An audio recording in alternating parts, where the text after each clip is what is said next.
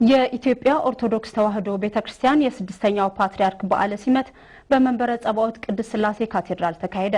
ፓትርያርኩ የኢትዮጵያ ኦርቶዶክስ ተዋሕዶ ቤተክርስቲያን ምዕመናንን በሃይማኖትና በስነ ምግባር ለማነጽ ቅዱስ ሲኖዶስ ሰፊ ስራ መስራት ይጠበቅበታል ብሏል። በቀለ ተመስገን ዝርዝር አለው።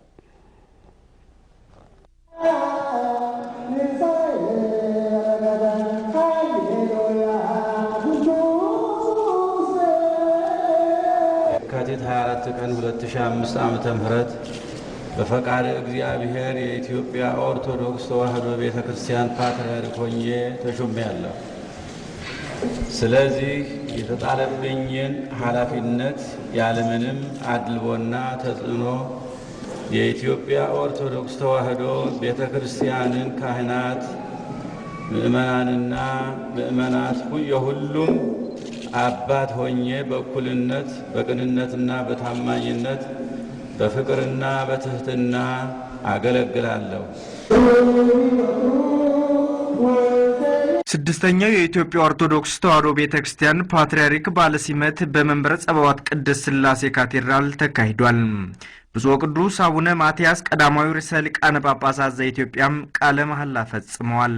ፓትርያርኩ ከቃለ መሐላ በኋላ እንደገለጹት የኢትዮጵያ ኦርቶዶክስ ተዋሕዶ ቤተክርስቲያን ምዕመናንን በሃይማኖትና በስነ ምግባር ታንጸው እንዲኖሩ ለማድረግ ቅዱስ ሲኖዶሱ በተቀናጀ መልኩ ይሰራል ብለዋል። ቤተክርስቲያናችን ከመሪዋ ከኢየሱስ ክርስቶስ በተቀበለችው መመሪያ መሰረት ፍትሕ እና እኩልነት የሞላባት መልካም አስተዳደር የሰፈነባት መንፈሳዊነትና መልካም ስነ ምግባር የተላበሰች እንድትሆን በሕግና በሥነ ሥርዓት የምትመራ የሕግ የበላይነትን የምታምን በእውነተኛው አምላክ በእግዚአብሔር ስም የተመሰረተች እንደመሆኗ የእውነትና የሐቅ መገኛ እንድትሆን ለማድረግ የጎደለውን በመሙላት የጠመመውን በማቅናት አባጣ ጎርባጣውን በማስተካከል ረገድ ቅዱስ ሲኖዶስ መጠነ ሰፊ ሥራ ይጠበቅበታል።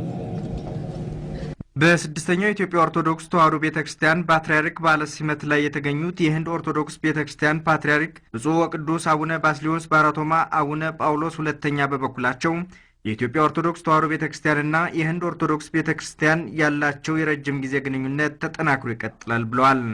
በፓትርያርኩ በዓለ ሲመት ላይ የተገኙት የህዝብ ተወካዮች ምክር ቤት አፈ ጉባኤ አቶ አባዱላ ገመዳ የኢትዮጵያ ኦርቶዶክስ ተዋሕዶ ቤተክርስቲያን መንፈሳዊ ብቻ ሳትሆን የኢትዮጵያ የታሪክ አካል ናት ብለዋል። የሃይማኖት ተቋማትም መቻቻልና መከባበርን በማስተማር ድህነትን ለማስወገድ በሚደረገው ርብርብ ላይ የበኩላቸው ሚና መወጣት እንዳለባቸውም ተናግረዋል።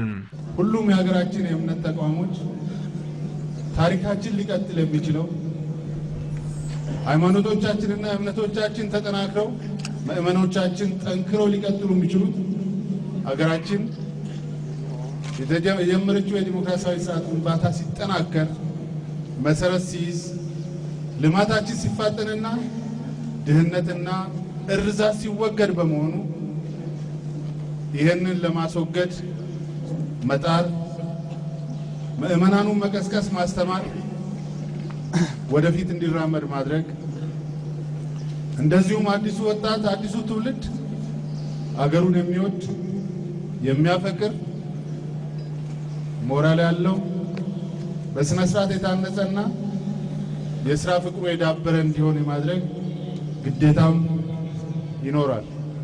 የኢፌዴሪ ፕሬዝዳንት ግርማ ወልደ ጊዮርጊስም በተወካያቸው በፕሬዝዳንቱ ልዩ አማካሪ አቶ አሰፋ ከሲቶ በኩል አዲሱ የኢትዮጵያ ኦርቶዶክስ ተዋሕዶ ቤተክርስቲያን ፓትርያርክ ከወትሮ የበለጠ ጠንክረው መስራት አለባቸው ብለዋል። በስድስተኛው የኢትዮጵያ ኦርቶዶክስ ተዋሕዶ ቤተክርስቲያን የፓትርያርክ በዓለ ሲመት ላይ የግብጽ፣ የህንድ፣ የአርመን፣ የቫቲካን፣ የግሪክ፣ የዓለም አብያተ ክርስቲያናት ህብረት፣ የአፍሪካ አብያተ ክርስቲያናት ህብረት ተወካዮች ተገኝተዋል። ከሀገር ውስጥም የካቶሊክ፣ የእስልምና፣ የመካነ ኢየሱስና ሌሎች ሃይማኖቶች ተሳትፈዋል።